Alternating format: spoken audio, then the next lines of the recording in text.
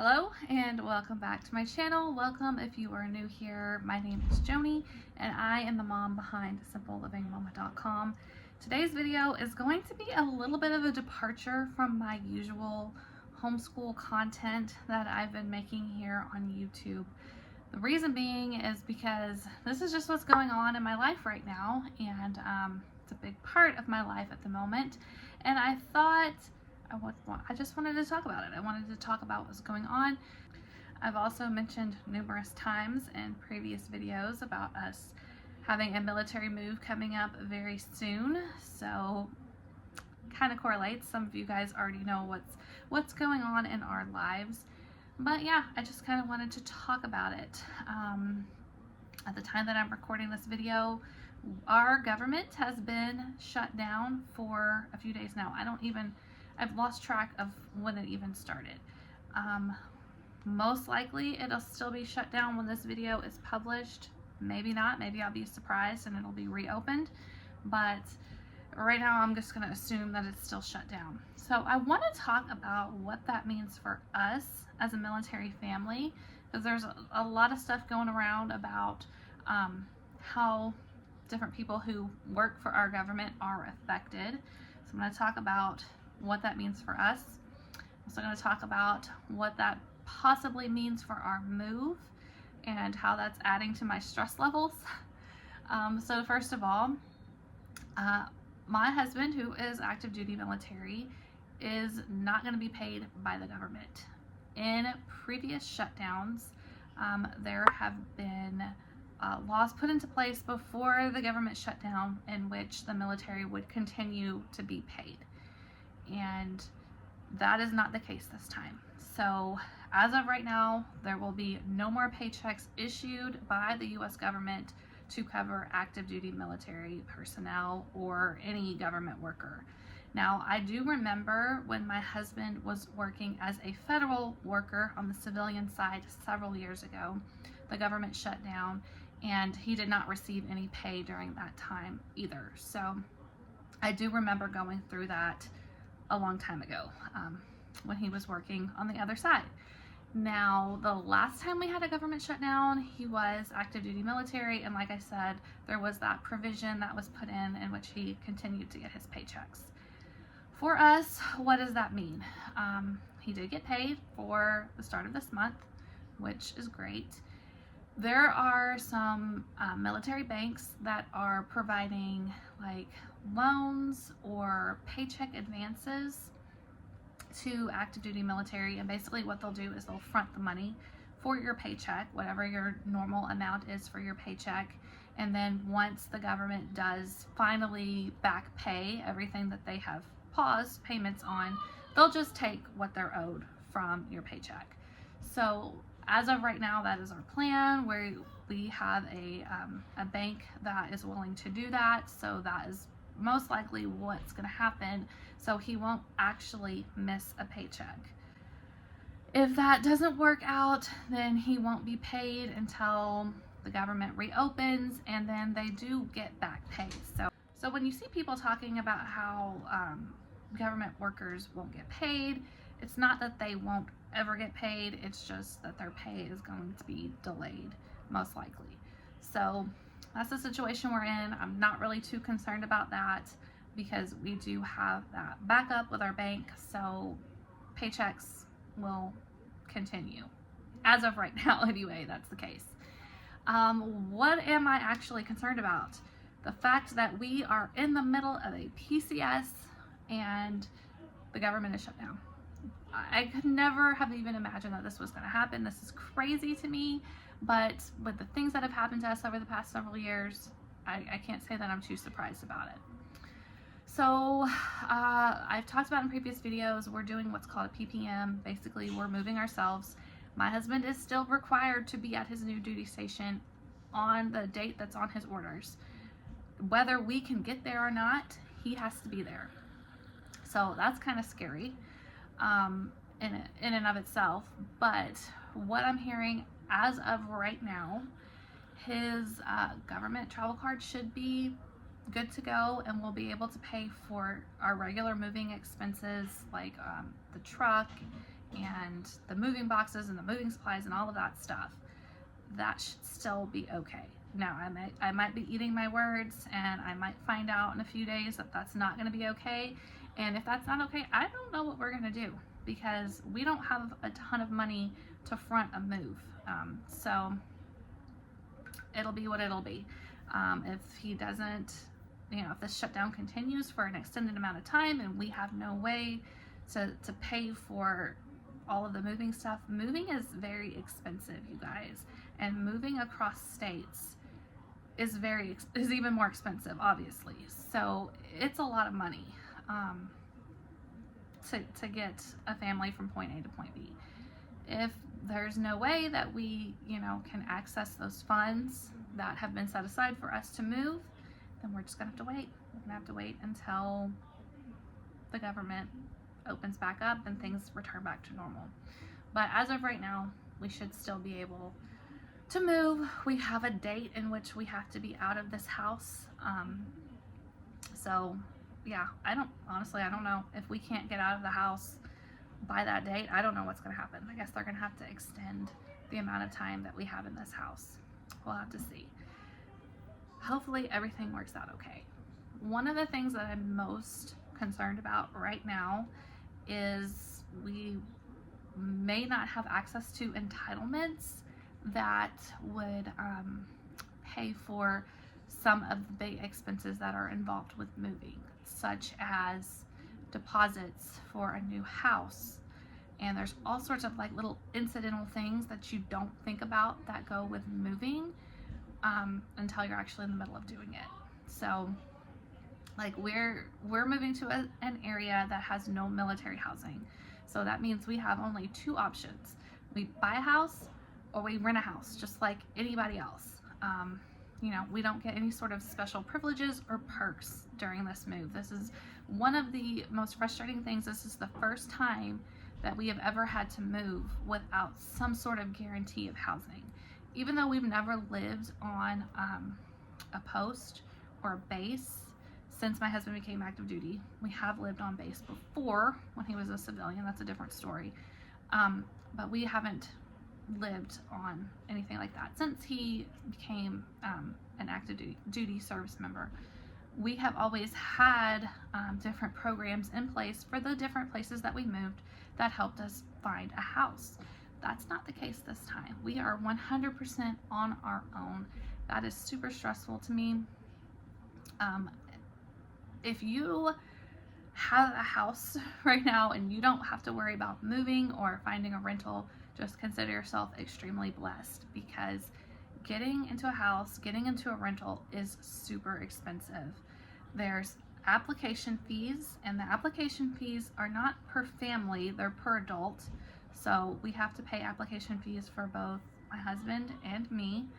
There are once you're approved, you may not even be approved after you pay all those fees to apply. Once you're approved, you have to pay a deposit, which is normal. I mean, we are renting out a house, so I understand. I know how it works. But you got to pay a deposit, which is typically the same amount as the first month's rent, and you have to pay your first month's rent. I'm seeing some people at some of the different houses I've looked at are also requiring a deposit of half of the last month's rent. So I don't know what that's all about, but I've seen that that's also a requirement, which is insane, and I'm not going to do that. But yeah, there's that. And then if you have pets, they want you to put down a pet deposit. I'm seeing between $250 to $500 per pet for a pet deposit. And then on top of the pet deposit, they want you to pay pet rent. And that's typically $50 per pet per month. It's nuts. It is absolutely insane what landlords are charging people for housing. I don't know. I don't know. I feel like it's crazy how expensive it is right now. But obviously we don't really have a choice. We're gonna have to do what we have to do. And like I said, we rent out a house as well, so I understand the worry about damages when somebody moves out of the house and all of that, and all of those deposits are put there to protect you as a landlord. But looking at it from the tenant side, it's just like, man, that's a lot of money to have to come up with up front. So that's one thing that I'm kind of concerned about. Another thing that I'm kind of concerned about is, like I said, all of the incidentals, like the cleaning supplies. You have to buy extra cleaning supplies when you're moving out of your house because you need to have it cleaned up before you can leave, and then possibly have to get extra cleaning supplies when you're moving into the new house. Like, I don't take old brooms that are worn out. I throw those away before we leave, so we'll have to get new brooms. I don't take like plungers or toilet brushes. That's all stuff that I buy again when we get to our new house, just because I feel like that's so unsanitary and gross. I don't really want to take those between houses. So stuff like that you don't normally think about. And then also, we're moving to a completely different climate. We've always lived in the South, fairly mild winters. We're moving to the North where there's real winter, which means we're gonna need real winter clothing on top of, I don't even know if we have to do anything special for our vehicles. If you are from the North, do you do anything special for your vehicles? Like, are we gonna have to get different tires on our vehicles? I don't know. So these are all different things that I'm thinking about and I'm considering, and I'm like, if our entitlements are delayed, this is going to be a problem. So what am I doing about that? You know, there's only so much that I can do about it. I know it's in God's hands, and I know that it's all going to work out. But at the same time, I have my blog, I have different platforms. The first thing that I'm doing is I'm running a sale in my shop. If you don't know, I do have a printables shop on my blog. It has all sorts of fun homeschool printables. Most of them are homeschool printables. Some of them are not. Some of them are homemaking printables. My favorites are the children's literature lesson plans. Those are for the younger kids, preschool, kindergarten age. Those are my favorite ones. I have morning time plans. I have ABC printables. I have science printables, all sorts of great things that you could use in your homeschool to enhance your child's learning. So there's going to be a 25% site-wide sale on those printables. I am definitely seeing the importance of having a fully funded emergency fund. Now, my husband and I knew this. When we moved here to this house, we had a fully funded emergency fund, and I have mentioned in previous videos, we have had a really, really hard time the past few years. It's been one thing after another, and I'm sure some of you watching can probably relate. Like, life is not easy right now. We had some very, very expensive, unexpected things happen that wiped out our emergency fund completely and then some. So we ended up having to take on debt that I would have never even imagined we would have to take on. So there was that, and then I lost a huge chunk of my income in 2024 with Google updates. I have been working almost this entire year to try to recoup what I lost. So I got very sick in January and February, and it was probably around the end of March when I came back full force and really started working hard in my online business to try to recoup that. And I'm getting there. I have regained some of it, but I am still not anywhere near to what I lost. So I'm working. I know that God will provide for us and that I'll get there eventually. But if you would like to help out in any way, I'm going to tell you, besides the site-wide sale, I don't normally mention this, but I do have a tip jar. I use it mostly for my newsletter subscribers. I have a free newsletter. I send out 2 newsletters per week. One is more homemaking based and one is more homeschool based, and you have the option to opt out of either or.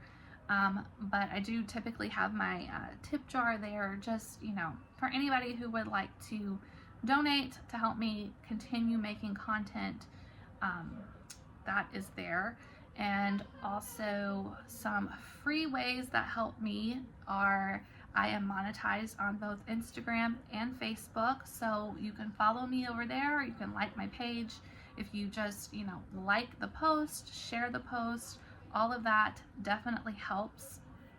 And just visiting my blog. My blog is monetized as well. So I know everybody hates the ads. I hate the ads too, but they are what really help pay the bills. So just visiting the blog, reading different blog posts, sharing the blog post, pinning the blog post on Pinterest, all of those help me a lot. I'm not currently monetized here on YouTube. I am very close. I am very close to being monetized again. I lost my monetization when I took like a year-long hiatus, but just watching these videos also helps, because that will help me get closer to finally being monetized again here. But anyways, I do have a goal, and I want to be able to bring in some extra money this month to hopefully help cushion against some of these things that we're dealing with right now, because it's hard. It's hard, and I understand that it's probably hard for a lot of people as well. So anyway, that's what I wanted to talk about. I will have links to the shop and my social media links and all of that stuff down in the description box below. Oh, also another thing. Anytime you see any Amazon affiliate links, those also help me out as well. And you don't even necessarily have to purchase the product that I'm promoting. If you just click on those links and look at stuff, and then the next time you go and make an Amazon purchase, then I get a very small commission from that. I really hate to be talking about this stuff here. I feel like it's kind of but it's just the season that we're in right now, and that is all of these things that I've mentioned are different ways that can help me, help my family, and hopefully alleviate some of this burden that has been put on us. So I appreciate you so much for being here. I will be back to my regular content. If not this week, then next week. I have some great homeschool content coming your way, and I will see you in the next video.